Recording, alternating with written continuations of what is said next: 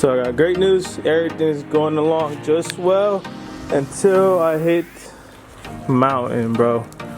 I know. You guys don't know what I mean is that I finally hit a stepping stone, something that is going to prevent me from moving forward, which is the rack and pinion related. So there is this specific design socket that is I believe it's a Torx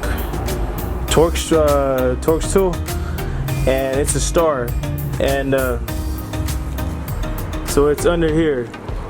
There's one on top, so there's this nut right here, and right straight down that the screw, follow the way down, and at the other end there's gonna be the Torx design socket, which I don't have. So we're gonna be needing to go to the store and buying that in order to take out the rack and pinion, because that's what we need from this whole unit. Yes, I'm taking stuff apart, which I already did. I took off the knuckle, the wheel bearing, the low control arm, upper control arm, the sway bar link. We took out the shield, took out the rotor. We're doing so much already on the left side, and I'm gonna organize everything as well. And okay, so from now on, what we're gonna be doing is just removing the hoses before we attack the other suspension unit, and then we're gonna keep on proceeding. But overall, everything's going well. We got this suspension unit that's gonna be dismantled and taken apart. We got the left side already taken apart. We got those parts right there.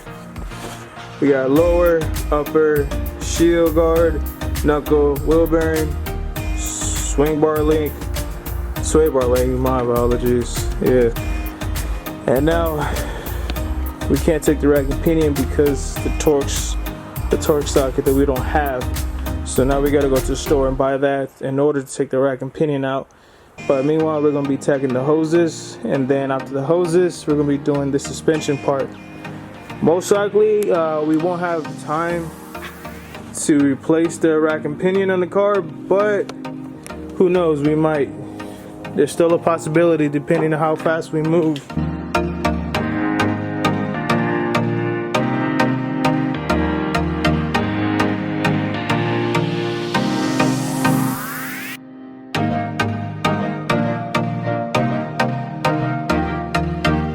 Okay, so what we did was mark everything that's on the left side.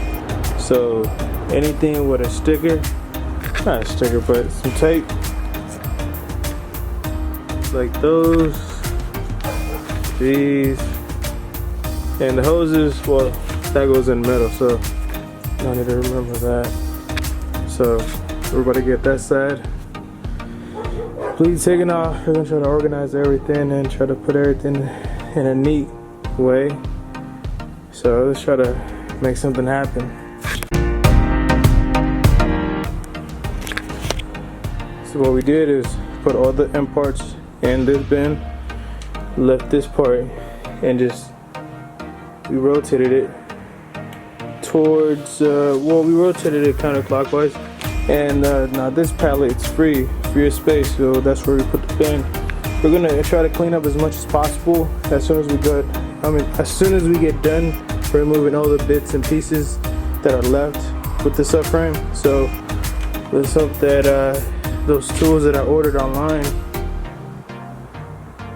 get here tomorrow. It did say it was about to get here tomorrow, so hopefully we can get started as soon as possible. I had the car ready, as you can see, ready to get worked on. I had the jack right here. I was about to put it under there, so I'm gonna put it on jack stands on both sides, and then start working on the rack and pinion, removing that, then inserting the one that I bought online, and seeing hopefully that does make the vibration go away. But besides that, it's very sad that we didn't get to do this job. Plus, we got tools coming in the way. By tomorrow, they should be here. Hopefully, they should, so we can start removing all those bits and pieces that's left in the subframe, so we can just finally try to finish this project. Hopefully we get done as soon as possible.